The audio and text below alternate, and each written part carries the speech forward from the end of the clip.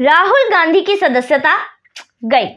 अब भाई किसी को फायदा मिला हो ना मिला हो, सत्तारूढ़ दल को मिला हो या विपक्षियों को मिला हो, किसी को ना मिला हो, उसका मुद्दा नहीं है। मुद्दा यह है कि कांग्रेस पार्टी को बहुत फायदा मिला है।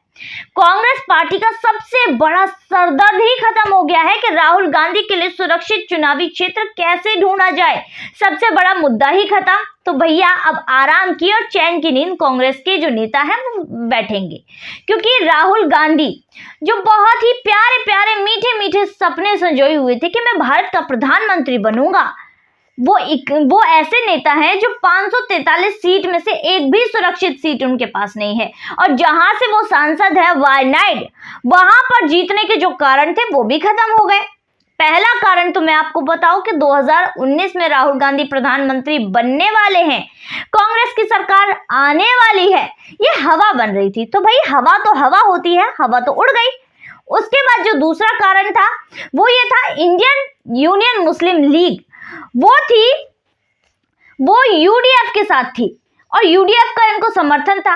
तो भैया समर्थन था, ठीक है, जिसके कारण राहुल गांधी यहां आए थे, पूरा समर्थन की मौज ली, अपना समर्थन का यूज किया और जीत गए।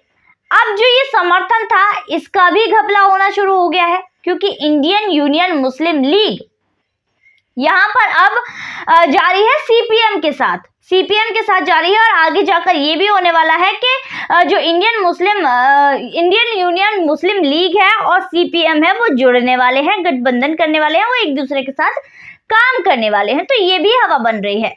तो राहुल गांधी जी के जो कारण थे वायनाड आने के, तो वायनाड के जो कारण थे भैया वो हवा में चले गए हैं। राहुल गांधी के लिए अब वायनाड में भी जीतना मुश्किल हो गया था। अब यहाँ पर जो मुश्किलें थी उनका सॉल्यूशन तो इन्हें मिल ही गया है, सदस्यता रद्द हो गई है। तो भैया उत्तर भारत में तो राहुल को कोई सीट मिल नहीं रही। राजस्थान, हिमाचल प्रदेश और छत्तीसगढ़, जहां पर भैया कांग्रेस की सरकार थी, वहां पर भी राहुल गांधी के ऊपर किसी को भरोसा नहीं है कि राहुल गांधी को कोई जिता भी देगा। अब ले दे के बची कौन सी? अमेठी। तो कांग्रेस के लोगों ने, कुछ चाहने वालों ने, कुछ प्यारे लोगों ने कहा कि भाई राहुल गांधी जी को अमेठी से चुनाव लड़ाया जाए। पर जो राहुल गांधी के बेस्ट फ्रेंड करीबी थे उन्होंने कहा कि राहुल गांधी वहां से मत लड़ना, नाक का सवाल है, अगर दोबारा हार गए ना तो नाक कट जाएगी और हार का स्वाद चखना कैसा होता है तुमसे बेहतर कोई नहीं जान सकता। तो भैया नाक बचानी है तो अमेठी से तो खड़े मत होना। और ऊपर से उछल के आए अखिलेश यादव ने कह दिया कि भैया मैं अब की बार अमेठी से उम्मीदवार खड़ा करूंगा। पहले तो सपा और बसपा दोनों ही ये जगह छोड़ दिया करते थे और यहाँ पर मुकाबला बीजेपी और कांग्रेस में हुआ करता था। पर अब तो भैया सपा और बसपा भी दोबारा कूद कर आ रहे हैं, उछल कर आ रहे हैं कि हम भी आएंगे। और दूसरी बात, अमेठी में स्मृति ईरानी ने ऐसा सिक्का जमाया है कि इन लोगों के भी छक्के छूट जाएंगे। तो राहुल गांधी का तो यहाँ से जीतना मुश्किल ही है। तो यहाँ पर जो उनके करीबी थे, अब जब कर्नाटक में ये लग रहा है कि कांग्रेस की सरकार आ सकती है, पर वहां पर भी जो मोदी भक्त हैं वो बहुत बड़े बड़े हैं भैया। यहाँ पर भी राहुल गांधी को वोट मिल जाए ये निश्चित नहीं किया जा सकता, क्योंकि कर्नाटक में भी मोदी भक्त बहुत हैं। पिछली बार जब विधानसभा चुनाव हुए थे तो यहाँ पर जो विधानसभा में भले ही बीजेपी को समर्थन ना मिला हो, पर जो सीट आई थी 28 में से 25 सीट मोदी जी के पास आई थी, यानी कि बीजेपी की आई थी। और एक सीट गई थी जो सुमलता जी थी उनको जो कि मशहूर कन्नड़ अभिनेता हैं जिनका नाम है अमरीश, उनकी पत्नी है। तो वो भी बीजेपी के साथ सम्मिलित हो गई हैं। तो भैया यहाँ पर भी अब बहुत ही मुश्किल हो रहा है कि राहुल गांधी के लिए सीट खोज ली जाती। राहुल गांधी के लिए कांग्रेस सीट खोज कर थक कर अब पहुंची है कन्याकुमारी पहुंची थी कन्याकुमारी कैसे? तो ये कांग्रेस के नेता अपनी पाखी नजरों से इधर उधर देख रहे थे, नजरें गाड़ कर देख रहे थे कि राहुल गांधी के लिए कौन सी जगह ढूंढी जाए। तो इनकी नजर पड़ी तमिलनाडु पर। तमिलनाडु में डीएमके का वर्चस्व है और डीएमके भी चाहती है कि भैया वो भी राष्ट्रीय पार्टी बने, इसलिए यहाँ पर अब कांग्रेस के लिए जो सीट देखी गई थी वो देखी गई थी कन्याकुमारी की, कि भैया कन्याकुमारी से ये बन जाएंगे तो हमारा भी भला हो जाएगा और डीएमके का भी भला हो जाएगा। पर भैया अब ये जो सारे झंझट थे ना, यही खत्म हो गए थे। तो कांग्रेस तो ये सोच रही है चलो गई भैंस पानी में, हुए झंझट खत्म। अब राहुल गांधी अगर 2 साल के लिए भी जेल जाते हैं तो आने वाले 2 साल प्लस 6 साल 8 सालों तक तो वो चुनाव लड़ ही नहीं पाएंगे। और सिर्फ चुनाव ही नहीं, वो वोट भी नहीं दे पाएंगे। वोट का भी अधिकार अब उन्हें 8 सालों तक बिल्कुल नहीं मिलेगा।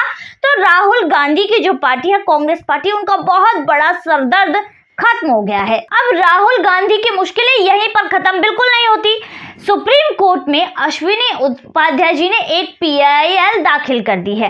वो क्या, जिन्हें अश्विनी उपाध्याय जी को PIL मैन भी कहा जाता है, तो उन्होंने दाखिल की है कि ऐसे व्यक्ति को सिर्फ 6 साल नहीं, 8 साल नहीं, बल्कि इनकी जो सदस्यता है पूरे आजीवन खत्म कर दी जाए, इन्हें इनका वोट का अधिकार आजीवन खत्म कर दिया जाए। तो ऐसी बात उन्होंने कही है।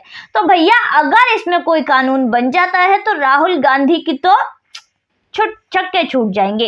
वहीं दूसरी तरफ प्रतिबंध लगने के बाद, अब खैर ये बात रही दूसरी, पर यहाँ पर भाई राहुल गांधी के तो घर पर भी खतरा मंडरा रहा है।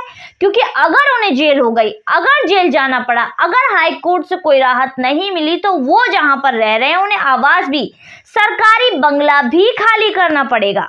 जी हाँ दोस्तों, सरकारी बंगला भी खाली करना पड़ेगा। अब राहुल गांधी के लिए बहुत बड़ी समस्या है कि राहुल गांधी रहेंगे कहाँ। 10 जनपद जाएंगे तो बता दो 10 जनपद पर भी खतरा मंडरा रहा है। अगर सोनिया गांधी रायबरेली से चुनाव के लिए खड़ी नहीं हुई तो 10 जनपद भी जाएगा। तो भैया यहाँ पर तो रहने के लाले पड़ गए हैं। प्रियंका गांधी तो ठहरी पहले गुड़गांव शिफ्ट हो गई थी, तो अब फिर दिल्ली में शिफ्ट हो गई, उनकी प्राइवेट प्रॉपर्टी है। पर राहुल गांधी और सोनिया गांधी ये कहाँ रहेंगे। तो राहुल गांधी की मुश्किलें बढ़ती ही जा रही हैं, थमने का नाम नहीं ले रही। एक मामले में वो दोषी करार दिए जा चुके हैं, उन पर कुल 7 मामले चल रहे हैं। तो लगातार आरोपों में वो घिरे हुए हैं, एक में वो दोषी साबित हो चुके हैं। तो भैया राहुल गांधी की मुश्किलें तो बढ़ती ही जा रही हैं। पर कांग्रेस पार्टी की जो सबसे बड़ी मुश्किल थी, सरदर्द था, राहुल गांधी की सदस्यता रद्द होने से गया, तो कांग्रेस पार्टी को तो बड़ी राहत है। तो आज की वीडियो में दोस्तों बस इतना ही, फिर मुलाकात होगी ऐसी वीडियो के साथ। अगर वीडियो अच्छी लगी हो तो चैनल को सब्सक्राइब जरूर करें और वीडियो को लाइक करें। धन्यवाद।